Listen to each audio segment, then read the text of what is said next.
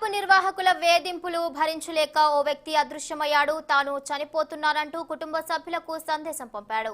SR Nagar police station పరిధిలో జరిగిన ఈ ఘటన వివరాలను ఎస్ఐ ఆంజనేయులు వివరించారు. బోరబండకు చెందిన మహమ్మద్ అబ్దుల్ మతీన్ డిగ్రీ వరకు చదువుకున్నాడు. ఉద్యోగాల కోసం ప్రయత్నిస్తున్నాడు. ఇక ఈ క్రమంలో గత నెల 30న బేగంపేటకు వెళ్తున్నానని చెప్పి ఇంట్లో నుంచి వెళ్లాడు. ఎంతకు తిరిగి రాకపోవడంతో కుటుంబ సభ్యులు ఆయనకు పలుమార్లు ఫోన్ చేశారు. మధ్యాహ్నం తన కుమారుడు అబ్దుల్ మాలిక్ కు ఫోన్ చేసి ఇంటికి వస్తున్నానని చెప్పారు. అయితే ఇంటికి రాకపోవడంతో అతడి కోసం ఎదురు చూశారు. చివరికి తన సోదరుడు మహమ్మద్ అబ్దుల్ ముజాహిద్ ఫోన్ కు ఓ సందేశం పంపాడు.